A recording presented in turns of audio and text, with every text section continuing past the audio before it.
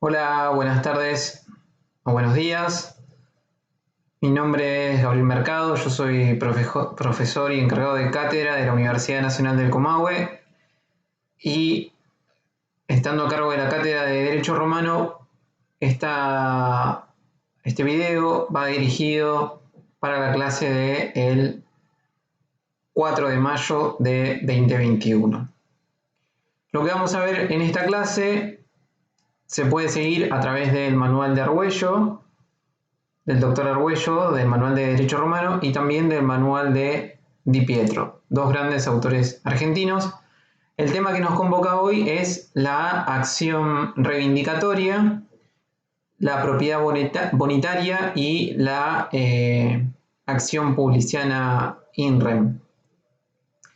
En primer lugar, lo que tenemos que saber antes de comenzar a analizar esos temas puntuales que se van a desarrollar en una etapa más avanzada del derecho romano, en un periodo histórico que nosotros llamamos y estudiamos como el periodo del derecho de gentes o el periodo del derecho honorario, aquel que va desde el año 200 a.C. hasta el año 200 después de Cristo. Este periodo histórico de la evolución del derecho romano, que tuvo como figura al pretor, fue un hito importante para la historia de Roma, porque allí se transformaron cada una de esas instituciones jurídicas que regían y que estuvieron vigentes en el derecho antiguo, un derecho bastante vetusto, un derecho bastante antiguo, formal y solemne.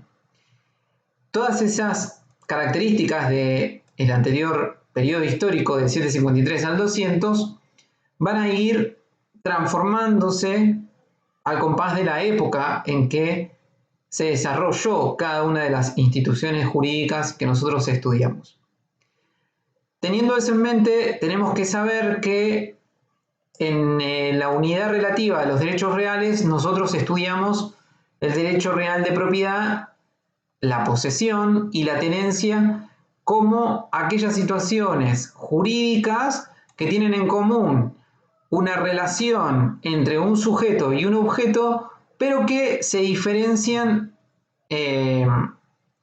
desde la siguiente manera. Sabemos que el derecho real de dominio o la propiedad es el derecho más absoluto que se pueda tener sobre un objeto. Es el señorío de derecho más general y más importante dentro del ámbito de los derechos reales, mientras que cuando hablamos de posesión, para la teoría de Savigny, no hablamos de una situación de derecho o de un derecho, sino hablamos de una situación de hecho, un señorío de hecho, un poder de hecho que tiene una persona sobre un objeto y que diferenciamos de la tenencia por un elemento específico de la posesión. Sabemos que la posesión significa comportarse como si una persona fuera un verdadero dueño respecto de un objeto que se encuentra bajo su poder. Mientras que en el caso de la tenencia vamos a tener este primer elemento que podemos denominar corpus, es decir, esa situación, ese poderío de hecho que se tiene sobre un objeto, pero el elemento subjetivo o animus possidendi no va a existir en el ámbito de la tenencia. ¿Por qué? Porque el tenedor que tiene bajo su poder una cosa va a reconocer en otro el derecho real de propiedad, va a reconocer el otro la titularidad de ese derecho. En esta unidad lo que vamos a enfatizar en particular tiene que ver con la acción que los romanos crearon para proteger el derecho real de propiedad.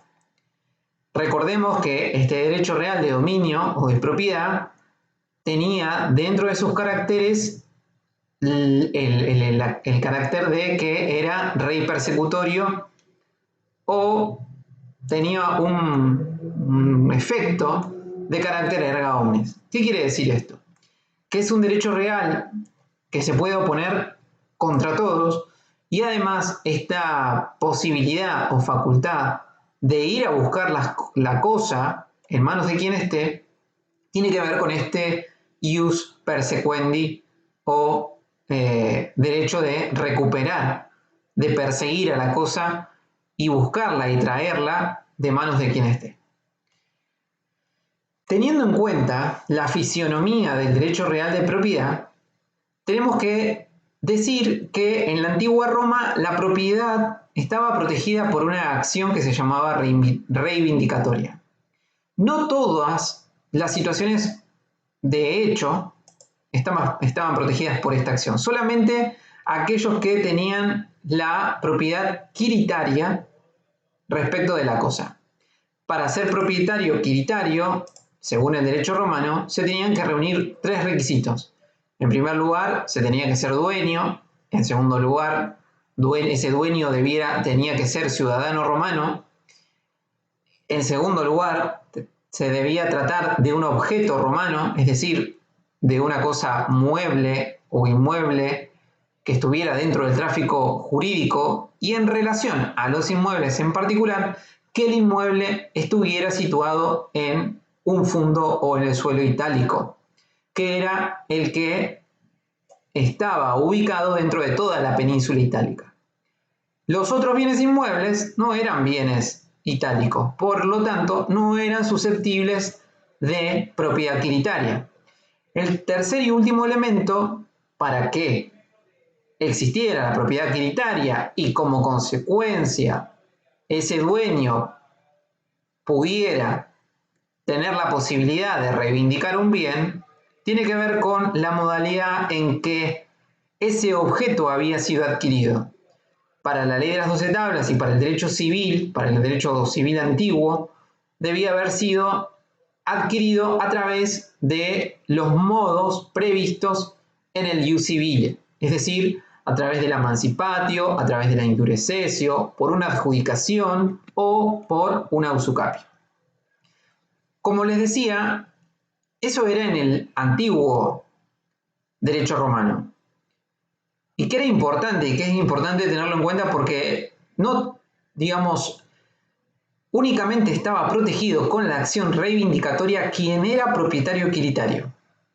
Cualquier persona que pudiera tener un poder de hecho sobre un objeto, muchas veces se encontraba desamparado ante los propietarios quiritarios que podían ejercer la acción reivindicatoria y recuperar su bien. Entonces, importante, la propiedad quiritaria estaba protegida por la acción reivindicatoria y ahora vamos a ver qué es específicamente esa acción o cómo la podemos definir. La acción reivindicatoria es una acción real del propietario civil que se ejerce contra quien posee y cuyo efecto consiste en, primero, reconocerle el derecho real de propiedad, segundo, la restitución de la cosa y tercero, de todos sus accesorios y de una indemnización de los daños que la cosa hubiera tenido estando en manos de ese poseedor respecto de quien reivindicamos el objeto. Entonces, es una acción real que primero va a implicar el reconocimiento de ese derecho real y en segundo lugar lo que se va a buscar es la restitución del objeto. Se va a dirigir contra quien esté en posesión de ese objeto. En relación a las partes de este proceso, tenemos primero el actor, quien tiene que acreditar su titularidad, y en segundo lugar el demandado. Es un procedimiento que anteriormente tramitaba por el procedimiento de las legis actiones, referido a la actio per sacramentum in rem. Eso ya lo estudiamos cuando estudiamos los procedimientos civiles. Y este actor que se veía desapoderado del bien era a quien le incumbía probar que era titular y que había sido desapoderado del mismo. ¿Por qué le incumbía el actor? Por un principio fundamental, que es que quien alega un hecho tiene que probarlo. Si el demandado no se presentaba al juicio, con la cosa en juicio, el actor tenía una actio también, que se llamaba actio ad exhibendum, y que era para que pedirle al magistrado que presente el objeto en el juicio. Dijimos ya que el demandado podía ser cualquier poseedor que estuviera en poder de la cosa, y puede ser que ese poseedor tuviera la cosa en nombre propio o en nombre de un tercero. Podía evitar los efectos de la acción reivindicatoria si decía quién era el verdadero poseedor. Bueno, el trámite de esta acción, el trámite procesal, obviamente en este periodo histórico del derecho romano que nosotros llamamos segundo periodo, lo vamos a instrumentar esta acción a través del proceso formulario, donde el juez iba a primero condenar a la restitución de la cosa o al pago del valor de la cosa en caso de que hubiera sido destruida. Obviamente, esa condena resarcitoria quedaba condicionada a que fuera posible la devolución de la cosa o no fuera posible. Bueno, acá lo importante en cuanto a esta acción es lo siguiente. Tenemos que ver qué pasa con, cuáles son las consecuencias, digamos, de esta acción reivindicatoria. Porque tenemos que hablar de los frutos, en segundo lugar, de los daños que hubiera tenido esa cosa mientras estaba desapoderada, y de los gastos o mejoras que hubiera consumido esa cosa mientras se tramitaba el proceso reivindicatorio. En primer lugar, tenemos que recordar y saber qué son los frutos. Ya habíamos dicho que los frutos eran cosas accesorias que se producían regularmente sin alterar la sustancia de la cosa principal, y que teníamos dos tipos de frutos, los frutos civiles y los frutos naturales. En primer lugar, en este derecho que podemos denominar clásico, los frutos en general, si se reivindicaba de un poseedor de buena fe, el poseedor de buena fe podía hacer suyos los frutos percibidos antes de la litis contestatio. Ahora, si ya el poseedor estaba enterado de que se le estaba cuestionando su situación jurídica respecto de ese bien, los frutos producidos después de la litis contestatio tenía que restituirlos a el verdadero propietario, a quien estaba reivindicando. En el caso del poseedor de mala fe, sin embargo, se restituían todos los frutos que hubiera percibido, tanto los frutos anteriores a la litis contestatio como posteriores a la misma.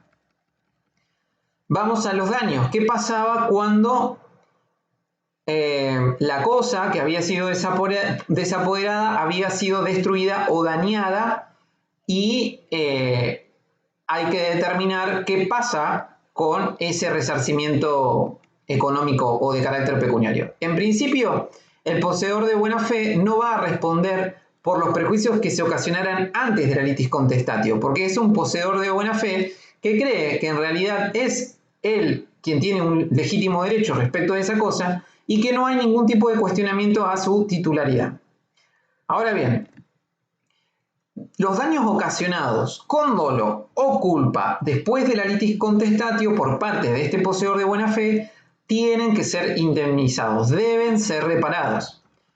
En el caso del poseedor de mala fe, que es el que sabe que ese bien le pertenece a otro y que con su posesión está perjudicando el derecho de un tercero, tiene que responder por todos los daños ocasionados con culpa antes y después de la litis contestatio. También tiene que responder por los daños ocasionados por el caso fortuito y la fuerza mayor. Ya vamos a estudiar y profundizar en el ámbito de las obligaciones y de la responsabilidad civil que entendemos por caso fortuito o fuerza mayor. Vamos ahora al tema de los gastos o las mejoras. ¿Qué son los gastos o las mejoras? Los gastos eran erogaciones de carácter dinerario que realizaba el poseedor en relación a esa cosa, o mejoras que podía introducir que también implicaban una erogación dineraria, es decir, un gasto. Ese gasto podía estar destinado para la conservación de la cosa, podía estar destinado para darle una mayor utilidad de la cosa, ahí hablamos de gastos útiles, o para embellecerla solamente en cuanto a su carácter estético o de un gasto de mero lujo. Bien, entonces allí podemos observar tres tipos de gastos que generalmente se realizan en relación a las cosas. Los gastos necesarios, los gastos útiles y los gastos suntuosos o de mero lujo. Los gastos necesarios son aquellos de conservación respecto de la cosa, sin los cuales la cosa se vendría abajo si no se realizan ese tipo de gastos. Como por ejemplo, una mejora necesaria de un inmueble tiene que ver con una cañería que pierde. En el sentido de que si no se realiza ese gasto necesario, ese bien principal se va a ver perjudicado porque la cosa se viene abajo por la humedad que hubiera podido tener si no se realiza ese gasto. Entonces son para conservar la cosa. Este tipo de gastos, al poseedor de mala fe en principio no se le restituía nada. Ni los gastos de necesario, ni los gastos útiles, ni los gastos de mero lujo. Al poseedor de buena fe sí se le resarcían, como en el anterior periodo, las mejoras necesarias o gastos necesarios que hubiera realizado respecto de la cosa. En relación a los gastos útiles, que son aquellos que se realizan no para conservación de la cosa, sino para darle una mayor utilidad o mayor beneficio a esa cosa, de manera que va a aumentar su valor también, su valor económico, son aquellos casos como por ejemplo tenemos una vivienda que tiene determinada cantidad de habitaciones y se le anexa otra habitación más, que no resulta necesaria, porque si yo no hubiera hecho esa habitación, a la cosa no le pasa nada, pero sí le va a dar una mayor utilidad, un mayor beneficio y va a aumentar su valor al momento de ofertarla en el mercado. Entonces, las mejoras útiles en el anterior periodo histórico, antiguo, en aquel derecho arcaico, no eran resarcidas, pero sí lo van a hacer en este caso por equidad del pretor, porque el propietario, ¿sí? El verdadero propietario que reivindicaba el bien, ese bien al que le habían hecho una mejora útil, se vería enriquecido con esa mejora útil, porque su causa valía más de lo que valía antes de que hubiera sido desapoderado por alguna causa. Entonces, el pretor le va a otorgar la posibilidad a ese propietario que reivindicaba su bien y al poseedor en realidad de que le restituyeran esos gastos realizados en forma de utilidad respecto de la cosa. Ahora, el tema es, ¿qué va a restituir? ¿Qué va a pagar ese propietario en relación a esa cosa que tiene una habitación más y que aumentó el valor y que tiene una mayor utilidad? En principio va a restituir el menor valor entre el valor que aumentó la cosa y lo gastado. Esto parece un trabalengua, pero no lo es. Supongamos que la cosa valía 100 pesos o 1000 pesos, 100 pesos, para hacerlo más sencillo. Y se realizó un gasto de 20 pesos, pero ahora la cosa en el mercado vale 150. Es decir, que aumentó, solamente valía 100, gastaron 20 y aumentó 50. ¿Qué le vamos a restituir? El menor valor que resulte del gasto realizado, es decir, de los 20 pesos, y el valor, digamos, de lo que aumentó la cosa. Si la cosa aumentó 50 y yo gasté 20, lo que le tengo que restituir a ese, digamos, poseedor son 20, porque es el menor valor entre el valor que aumentó comparado entre el valor que aumentó la cosa y lo gastado. Ahora supongamos que es al revés, como para que se comprenda esta situación. Si la cosa vale 100, ¿no? Y yo gasto 150, pero la cosa aumenta 10 solamente. Más allá de que se haya gastado 150, se va a restituir solamente 10, porque la regla establecía que es el menor valor entre lo gastado y el valor que aumentó la cosa. Y eso lo hace el pretor por puras razones de equidad. No se olviden que son gastos útiles y que además anteriormente, en el periodo que precedió esta época, no eran resarcidos. Estas, digamos, características y este desarrollo de la propiedad adquiritaria van a ser importantes a la hora de desarrollar la institución en algún examen virtual, oral o parcial. Ahora bien, dentro de las mejoras suntuosas que nos olvidamos son aquellas de mero embellecimiento, en las cuales no implican ninguna utilidad ni ningún beneficio, sino solamente son estéticas para darle más lujo a la vivienda o más lujo a la cosa de que se trate. Estas definitivamente no eran restituidas al poseedor de buena fe, ni al de mala fe mucho menos. Otro de los puntos de la bolilla que tenemos que abordar tiene que ver con la propiedad bonitaria. Las clases de propiedad bonitaria, como la propiedad peregrina, la propiedad provincial, la propiedad in bonis y la acción del pretor que protegió estas situaciones.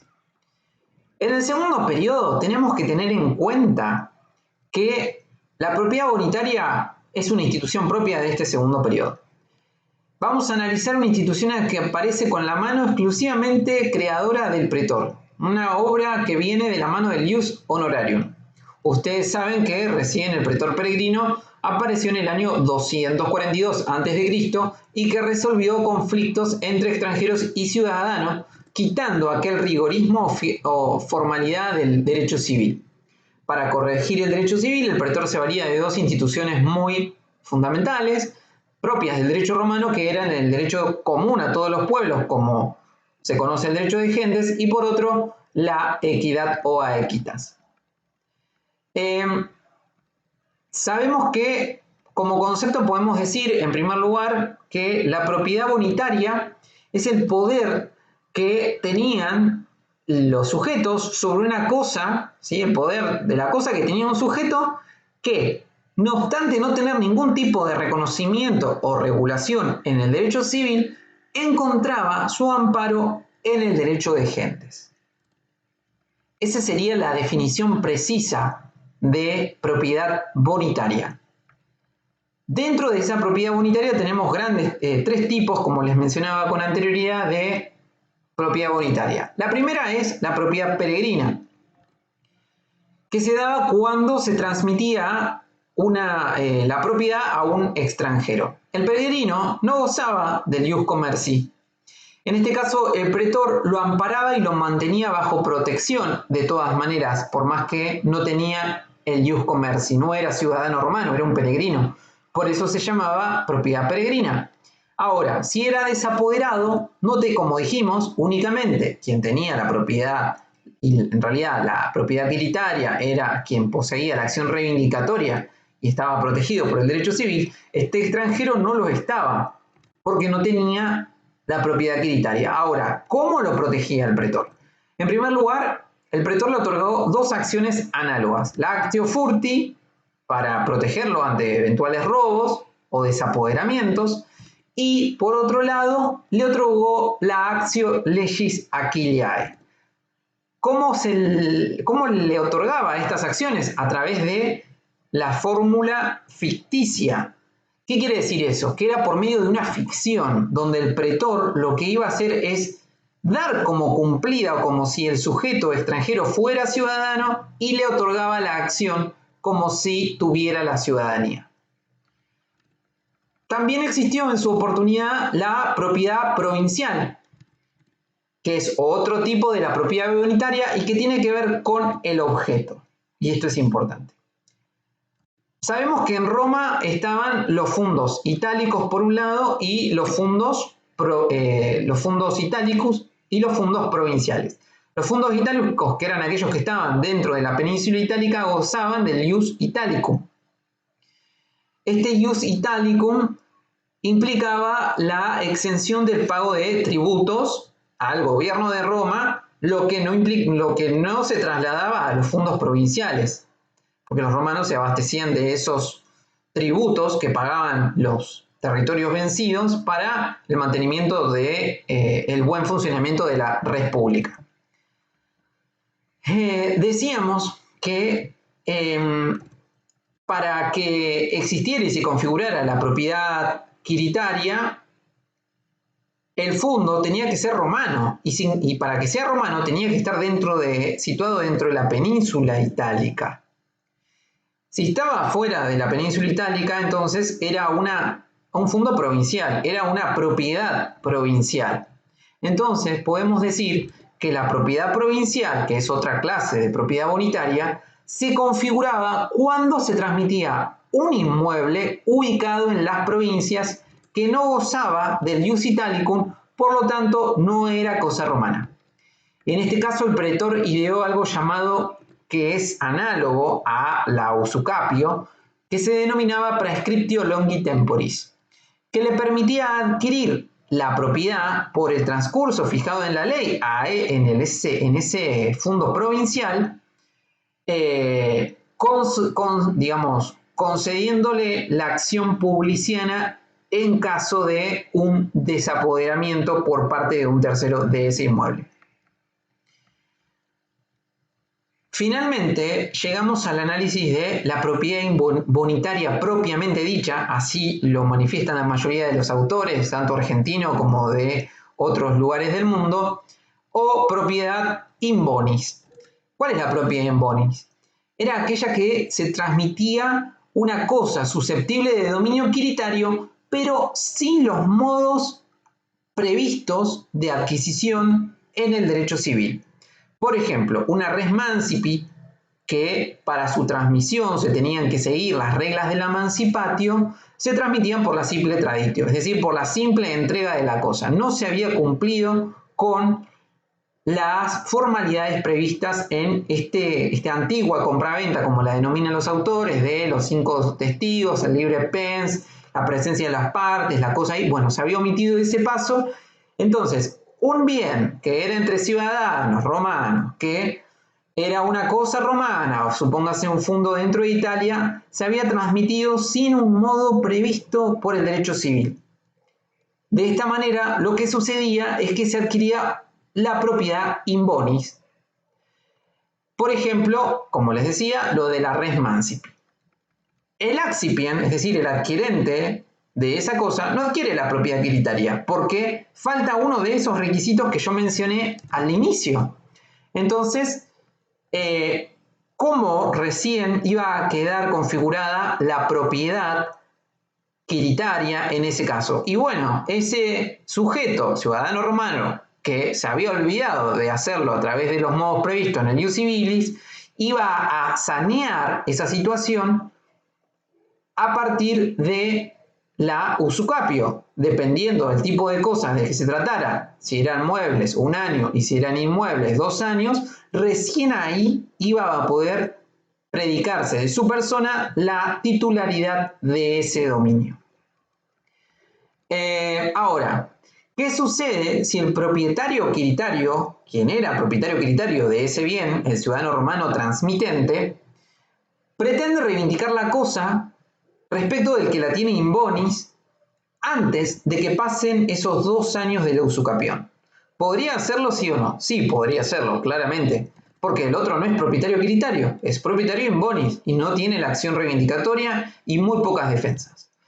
Entonces, acá es donde intervino este amparo pretoriano y le otorgó a ese poseedor de buena fe una exceptio, es decir, una defensa que se llamaba exceptio doli.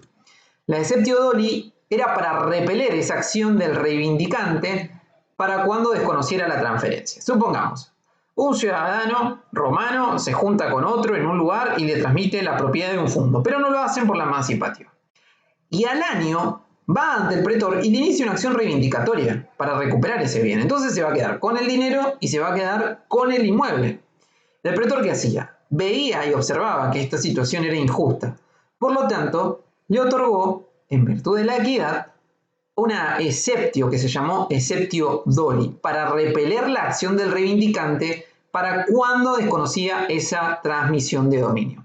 Era una acción de carácter personal, de carácter defensiva interpartes, y esto es muy importante de tener en cuenta, contra ese enajenante de mala fe que después desconocía esa transmisión, porque sabía que faltaba algún requisito. Ahora, como era una defensa estrictamente personal, si el verdadero dueño le vendía a otro ese bien y ese otro pretendía reivindicarlo porque se creía dueño o pretendía entrar en posesión de ese bien, no tenía ninguna defensa, ningún tipo de oposición, ningún tipo de efecto erga omnes, porque lo desconocía, digamos, no era oponible a estos terceros. Bueno, otro de los remedios procesales del pretor tiene que ver con la otra excepción, otra medida defensiva, que es la exceptio rei venditae et traditae, es decir, excepción de cosa vendida y transmitida. El fundamento de esta excepción consistía en que la cosa que se pretendía reivindicar de mala fe ya había sido vendida y transmitida. El supuesto es aquel en que el propietario quiritario le vende la cosa a un sujeto, ¿bien? Este sujeto enajenante se la vende a otro, entonces ese propietario quiritario intenta una acción reivindicatoria contra el enajenante, que sería el propietario in bonis, es decir, porque adquirió la cosa por medio de una simple traditio, supongamos. Entonces ahí es donde puede interponerse esta excepción de cosa vendida y transmitida. Bueno, yendo a la propiedad bonitaria y los sucesos o los hechos que podrían entrar en conflicto en esta clase de propiedad, en particular en cuanto a la acción publiciana in rem, tenemos que ver qué sucede cuando ese propietario in bonis, que está por usucapir, es decir, que se están por cumplir los 2 años para que pueda ser propietario quiritario, es despojado de la cosa. Va a estar en graves problemas porque no tiene una acción reivindicatoria para recuperar el bien de manos de quien lo despojó o de otra persona, de donde esté ahora la cosa. No tiene una acción reivindicatoria, ni tampoco llegó a usucapir porque no pasaron los 2 años en el caso de los inmuebles.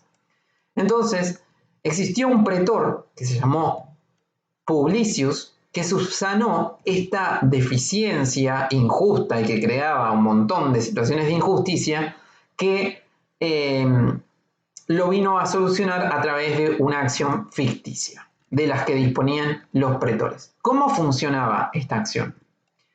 Ante el hecho de haber sido privado de la cosa y no habiendo transcurrido el tiempo para que opere la usucapión, ¿bien? ¿Qué va a hacer? ¿Qué es lo ficticio de esta acción?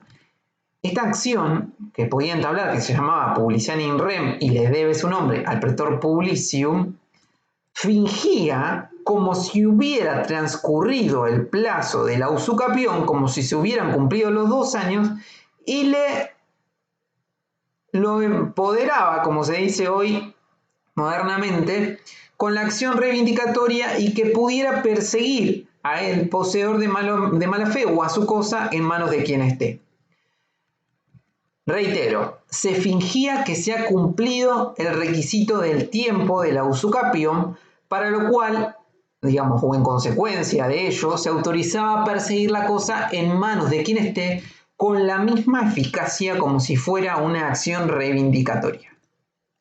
Eso fue un arma muy importante para estas situaciones de personas que quedaban en situación de desamparo. Bueno, este ha sido el tema de hoy. Hay otro importante que se encuentra plasmado en el programa, que también pueden seguir desde el manual de Argüello, que tiene que ver con la acción negatoria.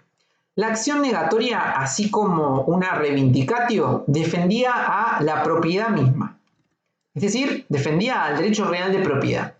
La acción negatoria, tenía por objeto la declaración de la inexistencia de gravámenes sobre la cosa sujeta al dominio, es decir, negaba, por eso negatoria, la existencia de algún tipo de gravamen que limitaran el ejercicio del derecho real o el disfrute del derecho real de dominio.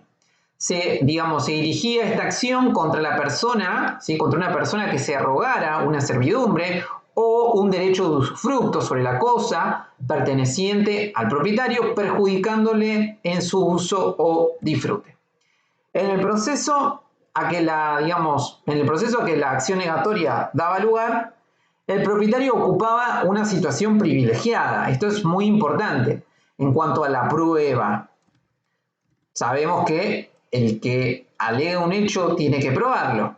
En este caso, el propietario le bastaba con demostrar solamente su propiedad, que la podía demostrar a través de la posesión, porque estaba en la misma, y su adversario es el que tenía que probar que poseía un derecho respecto de ese dominio. Entonces, el objeto que se perseguía con el ejercicio de esta acción era la reposición al estado anterior en que se encontraba la cosa, sin ningún tipo de perturbación, sin ningún tipo de gravamen, sin ningún tipo de servidumbre. Era una suerte de in integrum restitutio, en el sentido de que se restituían las cosas al estado anterior del proceso en que se había entablado. Esta acción también protegía a la propiedad y es tan importante dentro de la gama de derechos reales como la acción reivindicatoria y la acción publiciana in rem. Bueno, hasta aquí llegamos con la clase de hoy. Este tema se puede seguir a través de diferentes autores. En el caso de Argentina y el norte de la Patagonia Argentina, de donde está ubicada nuestra universidad, lo seguimos desde el manual del doctor Argüello o de Di Pietro. Bueno, hasta aquí llegué. Nos vemos la próxima. Chau, chau.